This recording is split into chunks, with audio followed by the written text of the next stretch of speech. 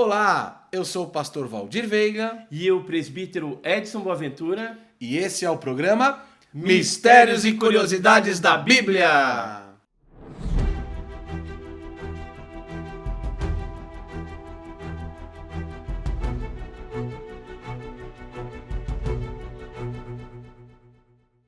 Olá, pessoal, mais uma vez aqui um programinha especial Mistérios e Curiosidades da Bíblia, e hoje a gente vai falar a respeito da Arca da Aliança. E aí, Onde que está a Arca da Aliança? o que aconteceu com ela? A Bíblia fala? Será que a Bíblia dá algum indício aonde que estaria? Porque ela sumiu, né? Teve um determinado momento que o povo de Deus andava com ela para lá e para cá, usava em guerra, adorava, depois sumiu. E aí? Aonde que está a Arca da Aliança? Mas você sabe o que é a Arca da Aliança? Então, o que é a Arca da Aliança? Então antes de dizer onde ela está, se acharam, se ela está escondida ou não, antes de falar tudo isso, a gente precisa entender o que é a Arca da Aliança. Isso, o que é a Arca da Aliança? E o que tem dentro dela, ou tinha, não sei. A Sabe? Bíblia fala que tinha, né? A Bíblia fala que tinha. Inclusive, quando eu fui lá para Israel, a gente visitou um tabernáculo e tinha Uma réplica, né? réplica lá da Arca da Aliança e tinha algumas coisas dentro dela. Entendi. E aí?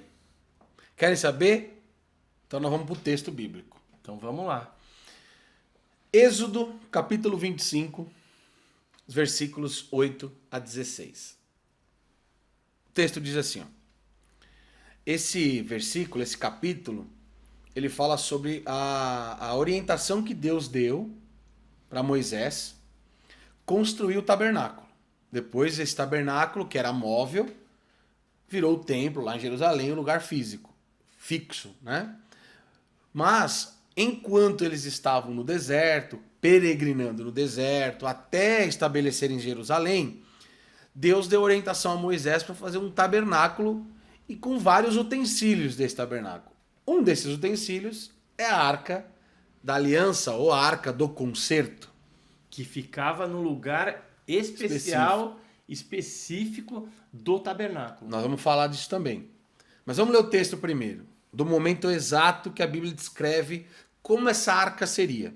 Então vamos para a Bíblia? Vamos. O texto está lá em Êxodo, capítulo 25, versículos 8 ao 16. O texto diz assim: E me farão um santuário, e habitarei no meio deles, conforme a tudo o que eu te mostrar para modelo do tabernáculo, e para modelo de todos os seus pertences, assim mesmo o farei. Deus é bem específico aqui, dizendo, olha, do jeito que eu te falar, você vai fazer. E aí Moisés descreve aqui no livro de Êxodo. Também farão uma arca de madeira de acácia. Agora nós estamos falando da arca, como que ela era feita. Sim. Também farão uma arca de madeira de acácia. O seu comprimento será de 2,5 côvados, a sua largura de 1,5 côvado e de 1,5 côvado a sua altura. 1 côvado era a unidade de medida da época. Quer saber quanto que era 1 côvado? Mais ou menos medir do cotovelo à ponta do dedo. Tá. Isso aqui é 1 côvado, é cerca de meio metro. Meio metro, um pouquinho mais. Um pouquinho talvez mais, 60 52, 58 centímetros, por aí, tá? Era pequenininha. Não era muito grande. E cobri-la-á de ouro puro, por dentro e por fora cobrirás. E farás sobre ela uma coroa de ouro ao redor. E fundirás para ela 4 argolas de ouro e as porás nos 4 cantos dela. 2 argolas num lado dela e 2 argolas no outro lado. E farás varas de madeira de acácia e as cobrirá com ouro. E colocarás as varas nas argolas, aos lados da arca, para se levar com elas a arca. As varas estarão nas argolas da arca, não se tirarão dela. Depois porás na arca o testemunho que eu te darei. Percebe que o texto aqui de Êxodo fala que a única coisa que ele colocou lá foi o testemunho. Que testemunho que é? São as tábuas dos 10 mandamentos. É o decálogo que Deus deu para Moisés no Monte Sinai e escreveu com o seu próprio poder, né? Deus, a gente fala mão, dedo, mas é só uma figura de linguagem, porque Deus é espírito, não tem mão, não tem dedo. Mas ele escreveu com as próprias mãos. Com o vamos dizer poder assim. dele. Foi com o poder dele, ele escreveu o decálogo nessas pedras. A primeira versão ele quebra no bezerro de ouro, isso é outra história. E essa é a segunda versão, ele guarda, e Deus pede para ele guardar dentro da arca do concerto, da arca do testemunho, também ela é conhecida como a arca do testemunho, o decálogo, os 10 mandamentos. Aí você fala, mas só tinha esses utensílios dentro da arca? Não. Um outro trecho da Bíblia, já no Novo Testamento, lá em Hebreus capítulo 9, e o versículo 4, diz o que tinha dentro da arca, além das tábuas dos mandamentos. Olha só.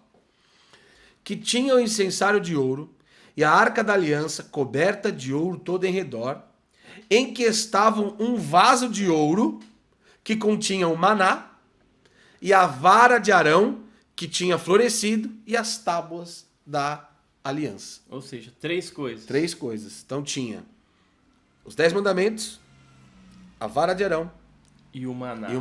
Que caiu do céu, durante a peregrinação do povo no deserto. No deserto, até eles chegarem na terra prometida. Então, a arca, ela era de madeira de acácia, que era uma madeira nobre à época, toda revestida de ouro por dentro e por fora, e as argolas para carregar a arca, e só os sacerdotes podiam tocar na arca durante o transporte, tá? E essa arca, ela ficava num lugar específico dentro do templo. Eram os levitas, né, que levavam. Somente os levitas. Levitas é porque é da tribo de Levi. Isso. Então, com a tribo de Levi, dos filhos de Israel, ficou a responsabilidade de cuidar do serviço do templo. Então, quando a gente fala levita, não é músico só, tá? Levita é o sacerdote, é da tribo de Levi que trabalha no sacerdócio, não trabalhava no templo, tá? Então, como que era o tabernáculo e depois se configurou o templo também? A configuração era a mesma. Ele era dividido em 3 partes, o tabernáculo. O átrio, que era o pátio, era a parte externa, onde era feito o sacrifício, onde os sacerdotes lavavam suas mãos na pia, onde eles faziam o sacrifício, onde tinha o altar do holocausto, tá? Onde eles queimavam ali o sacrifício a Deus. Depois, na parte interna do tabernáculo, ela era dividida em 2. O lugar santo e o santo dos santos. No lugar santo, haviam 3 itens. O candelabro, que é a mezuzá, com os castiçais, os 7 castiçais, e aquela lamparina ficava acesa dia e noite. Existiam o incensário, que é onde se queimava ali o incenso para que o cheiro do sangue dos animais que eram sacrificados lá fora queimados, não ficassem tão forte, tá? E tinha os pães da proposição, 12 pães, cada um simbolizando uma tribo de Israel. E dentro do lugar santo, do santo dos santos, do lugar santíssimo, que ficava a arca. E existia um véu que separava esse lugar santo do santo dos santos. Este véu, a largura dele era de aproximadamente 1 côvado. Era muito grossa. E fazia essa separação porque lá dentro do santo dos santos ficava a arca do concerto, onde Deus manifestava a sua glória. Neste lugar, só o sumo sacerdote, uma vez por ano, podia entrar. Tá? Ele colocava aquela roupa, né? Isso, a estola sacerdotal. Com as pedras, né? Representando cada tribo. Exatamente.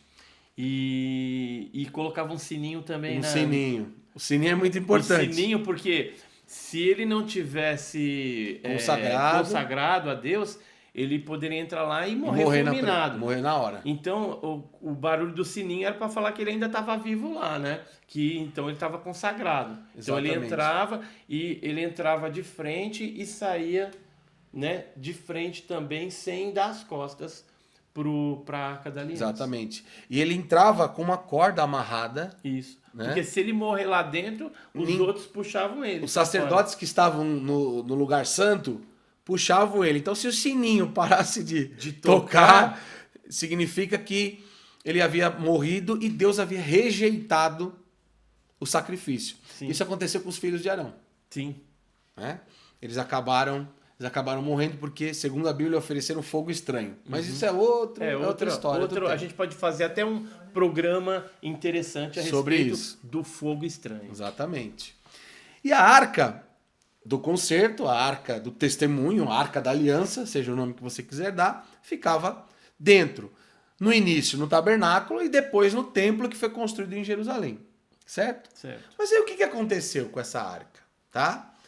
Por volta do ano 597, um pouquinho antes, 606 a.C., Nabucodonosor inicia uma empreitada contra Jerusalém.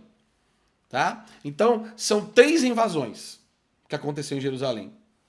Na primeira leva foi um grupo, que foi Daniel, foi Ezequiel, foi nesse grupo. Depois foi a manufatura mais escrava, né? E por fim, a terceira e última invasão desolou a cidade de Jerusalém. Inclusive, o templo foi destruído. As portas foram queimadas, Isso. Muros derribados, né? Exatamente. Foi. E tudo que havia em Jerusalém, tudo foi levado como despojo de guerra pelo exército de Nabucodonosor. Tudo. Tá? Aí eu pergunto, e a arca? Será que foi? Tava junto? Então assim, ó, em certa altura da história de Israel, a Bíblia deixa de falar sobre a arca. A última referência à arca foi no reinado de Josias, um pouquinho depois ali, né? Que era descendente de Davi. Foi quando, próximo ali à invasão, tá? Que fez uma reforma religiosa e restaurou o templo. Josias mandou que os levitas parassem, né, de levar a arca de um lado para o outro e devolvesse ela ao templo onde ela sempre pertencia. Isso está registrado lá em 2 Crônicas 35:3. Tá? Nos tempos dos netos de Josias, Jerusalém foi invadida por Nabucodonosor, o rei da Babilônia. Ele destruiu o templo e levou os utensílios para a Babilônia. Isso está lá em 2 Crônicas 36, de 17 a 19. No entanto, a Bíblia não diz o que aconteceu com a Arca da Aliança. Não diz. Não relata o que aconteceu com a Arca da Aliança. E aí, existem 3 teorias. Eu trouxe 3 aqui, tem mais teorias, né?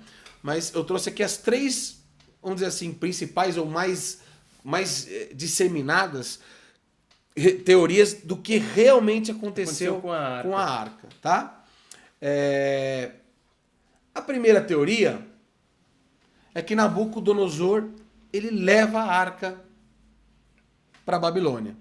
Só que o que acontece? Essa teoria ela não é comumente aceita, porque lá em 2 Reis, capítulo 25, os versículos 13 e 17, ali faz questão de registrar os itens que foram levados por Nabucodonosor. E a Bíblia omite a Arca da Aliança dentro desses itens. Você acha que com a importância que a arca tinha, nessa lista ela não seria o primeiro item a ser colocado? Então, provavelmente, ele levou alguns utensílios e a arca foi escondida em algum lugar. Esse seria o primeiro item que Nabucodonosor levaria. Sim. Ou para destruí-lo, ou para escondê-lo. Do resto. Era a arca. Porque aquele era o utensílio principal, porque era onde que simbolizava a glória de Deus, que inclusive o exército de Israel levava a arca nas batalhas. Para mostrar a presença de Deus. Então ela saía do tabernáculo e ia para eles, ia com eles para a guerra. Então assim, se Nabucodonosor tivesse realmente trazido a arca, isso estaria registrado. E ele faria questão de enfatizar que ele tinha esse utensílio. Então essa teoria, ela é um pouco pouco provável, ela é descartada. Ó, e eu acho que nenhum rei naquela época, nenhum povo gostaria de ficar com a arca, porque tem histórias também dentro da Bíblia Sim. que fala que povos se apropriaram da arca e aí tiveram chagas, né? Sim. Tiveram uma série de doenças, né? Em função de permanecer ali com a arca. Exatamente. Tanto é que eles acabaram devolvendo para se livrar daquela enfermidade. Perfeito, perfeito. Né? Então eu acho que, embora alguns acreditem que o Nabucodonosor levou a arca, eu particularmente não acredito nessa hipótese, não. E tem outra coisa importante, o cativeiro babilônico durou 70 anos. O templo foi reconstruído, com Esdras, Neemias, Zorobabel, a turma que reconstruiu o templo. A arca não voltou com eles. Não há registro que a arca tenha voltado com eles. Então o segundo templo, que foi erguido 70 anos depois do cativeiro, né? O cativeiro durou 70 anos. Esse segundo templo que foi erguido não tinha arca, não há relatos da arca. Já ficou sem arca. Já ficou sem arca. Tinha lá a estrutura, o lugar santo, Santos Santos, mas a presença da arca não estava lá. E importante, hein? Não podia se fazer cópia da arca. Então, isso daí tá em Jeremias 3,16. Perfeito. Quer ler lá? Vamos lá. Vamos ler? Jeremias 3,16 fala assim, ó.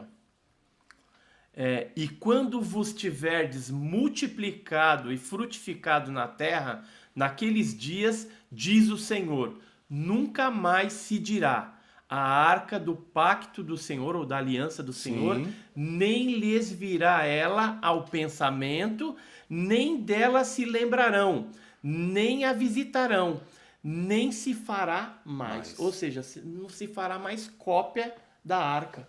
Não se fará mais nenhuma arca. Inclusive, Jeremias foi o profeta que predisse a ruína de Jerusalém. E o povo não acreditou, apedrejou, prendeu Jeremias, perseguiu Jeremias, e ele profetizava exatamente isso, que se o povo não se arrependesse, Deus ia permitir com que o exército inimigo tomasse a cidade a sítio e predisse a desolação de Jerusalém. E ele foi achincalhado, ele foi preso, foi odiado e por aí vai. Estou aqui pensando. Mas tá para ser construído o terceiro templo. Uhum. Com certeza, os judeus lá, eles não vão fazer uma nova arca. Não. Então, ou eles já sabem onde está essa arca e vão trazer ela para compor, no caso, o terceiro templo que está sendo construído, porque a Bíblia, ela é clara, fala que não se fará mais. Então, se ela tiver que compor os instrumentos, os artefatos que vão ter dentro desse terceiro templo, a arca original vai ter que voltar. Exato. Ou vai ter que aparecer de algum lugar. De algum lugar, de alguma forma. E aí que tá a questão. Por mais que se faça uma cópia, ok? Porque tem a medida, tem o material, ela é banhada a ouro, tá tudo descrito na Bíblia. Então qualquer um pode reproduzir. Agora, como reproduzir as pedras que foram escritas pelo próprio Deus, o maná, que só caiu lá no período em que eles estavam no deserto, depois da saída do Egito. Porque foi providência de Deus. Eu estou falando de há mais de 3.000 anos atrás. E a vara de Arão. Como que você vai produzir esses 3 utensílios? Então mesmo que se ela faça floresceu, a arca, né? Mesmo cortada, ela floresceu. Então como que você vai reproduzir esses... A arca você pode reproduzir, porque está lá descrito. O material, a caça existe, ouro existe. Mas e os elementos? Os elementos lá dentro Que estavam lá dentro. Não tem como. Depois, numa próxima oportunidade, a gente pode falar o que significa cada um deles, né? Então, essa primeira teoria que Nabucodonosor levou a arca já cai por terra aí. A segunda hipótese, a segunda teoria, é que a arca foi destruída por Nabucodonosor. Por quê? Nabucodonosor ele pode ter mandado destruir a Arca da Aliança junto com o templo. Porque a presença da arca encorajava os judeus que levavam para as batalhas. Eles levavam a arca para a batalha. Então imagine se tivesse uma pseudo-rebelião e os judeus tomassem posse dessa arca e vencessem o exército babilônico por causa desse poder. Eles conheciam, né? Mas aí vamos pensar uma coisa. Se ele tivesse feito isso, realmente... A Bíblia também relataria. Não, ele ia querer fazer questão de destruir a arca. Exatamente. Entendeu? E tem alguma coisa escrita isso em algum lugar? Nada. Não tem. Para desencorajar, inclusive, uma possível rebelião. Porque se a arca era o símbolo da presença de Deus e ela era levada às batalhas como garantia de vitória, se você não tem o símbolo da presença de Deus, se você não tem a garantia de vitória, como fazer uma rebelião diante de um exército tão poderoso que era o exército babilônico? Então, ele faria questão de destruir na frente de todos, e essa narrativa estaria na Bíblia. Então, o silêncio da Bíblia com relação a isso também nos desencoraja a entender que essa segunda tese, essa segunda teoria possa ser verdadeira. A terceira teoria, e mais comum e mais aceita, é que a arca foi escondida. Eu acredito nisso. Segundo a tradição judaica, tá? Pouco antes de Nabucodonosor invadir Jerusalém, alguns judeus, tá? que eram tementes a Deus, eles entenderam o seguinte: na profecia de Jeremias, que predizia que Israel seria desolada, que Jerusalém seria destruída, esses judeus, eles entenderam que esse momento estava muito próximo. Até porque Nabucodonosor ficou sitiando Jerusalém durante um bom tempo. Então, segundo essa tese, esses judeus esconderam essa arca numa caverna em Jerusalém, muito próximo ali onde é o templo, ou até mesmo no lugar onde era o templo. Numa caverna subterrânea, numa caverna escondida. Eles esconderam esse artefato e possivelmente levaram para o túmulo a sua localização. Então, esses judeus, segundo essa tese, que escondeu a Arca da Aliança nesse lugar, eles levaram para si, o túmulo para si. Tem até alguns historiadores aí que acreditam que possa estar embaixo ali do Domo Dourado, né? Onde tem o Domo Dourado. O Domo da Rocha, né? O Domo da Rocha, né? Isso. E ali embaixo, então, estaria a Arca da Aliança. Mas existe ainda uma outra teoria, também que é bem aceita, é que estaria a Arca na Etiópia. Existe uma capela chamada Igreja de Santa Maria de Sião, na cidade de Aksum, né, no norte da Etiópia, onde um único sacerdote ele pode vê-la uma vez por ano. Uhum. E essa narrativa ela vem de uma tradição etíope que se encontra no livro Quebra-Negast. É o livro da glória dos reis da Etiópia. Uhum. Então, na tradição deles, eles dizem que tem essa arca lá. E como que ela chegou lá? É porque Salomão, ele teve esposas, né, na Etiópia, né? Tem a rainha de Sabá e tal. Então, existiam alguns crentes, alguns judeus ali, rendidos, né, ao judaísmo, e eles levaram essa arca e esconderam lá. E, por exemplo, eu acredito que em algum momento, quando ocorrer a construção do terceiro templo, alguns desses remanescentes aí vão trazer lá da Etiópia a arca novamente para ela ocupar o lugar. Pode ser que sim, pode ser que não. Tem várias outras teorias, né? Além dessa que você comentou, tem a teoria da Igreja de Jesus Cristo, do Santo dos Últimos Dias, os Mormons. Eles afirmam que a arca está lá em Missouri, nos Estados Unidos. Né? Esse eu não acredito. Esse é menos provável. Esse é o menos provável. Esse é menos provável ainda. Outros acreditam que a arca Deus levou para o céu. Que tem uma referência a Apocalipse, que eu vou ler aqui, mas a gente precisa fazer uma distinção, né? Fazer uma pequena distinção aqui. Então eles acreditam que nessa teoria, né? Que a arca foi levada ao céu. Tem várias teorias. Se você for pesquisar sobre as teorias do que aconteceu com a arca, mas a mais provável e a mais aceita é que ela realmente esteja escondida. Provavelmente ali na região de Jerusalém. Ou Jerusalém ou Etiópia. Ou Etiópia, Eu acho que são os dois lugares mais prováveis É que dela estar, como valor- se é que está escondida. Como valor histórico, né, a referência judaica ela tem mais peso do que a referência etíope. Mas não que a gente vai desconsiderar essa hipótese. Sim. Mas a referência judaica, né, ela tem mais peso.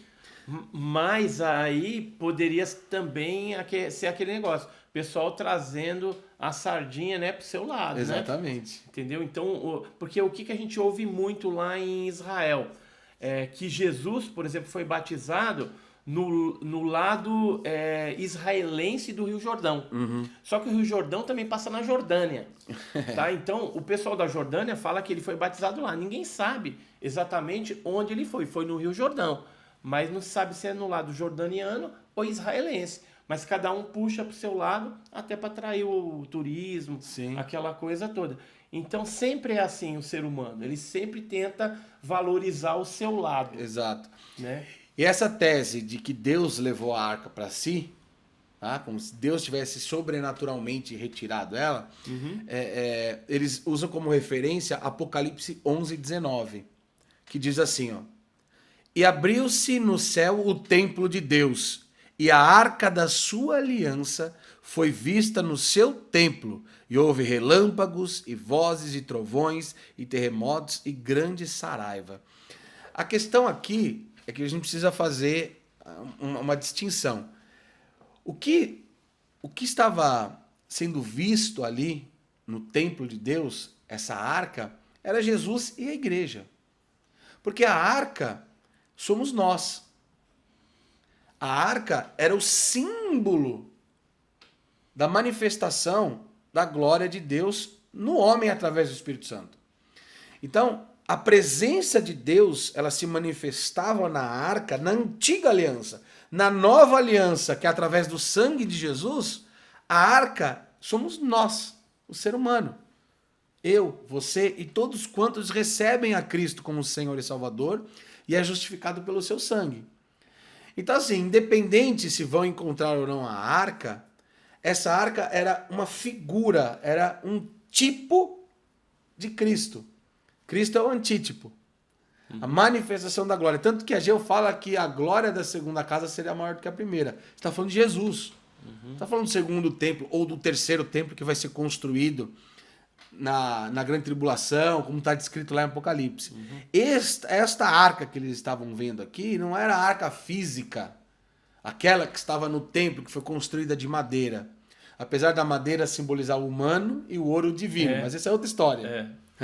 Se a gente for explicar a arca, dentro dos elementos também é um outro algo vídeo. bem legal. É um outro vídeo. Tem uns mistérios aí também. Então, o santuário aberto no céu é um símbolo da profunda comunhão dos redimidos com Deus. A arca é o lugar do encontro com Deus, onde a glória de Deus está presente. Ela era o símbolo dessa comunhão superlativa, íntima e perfeita entre Deus e seu povo. Aqui, cumpre-se Apocalipse 21:3. Eis o tabernáculo de Deus com os homens. Deus mesmo habitará com eles.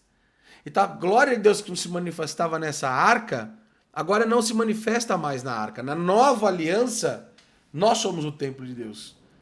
O Santo dos Santos fica dentro do ser humano, porque é lá onde ele habita, onde ele manifesta a sua glória.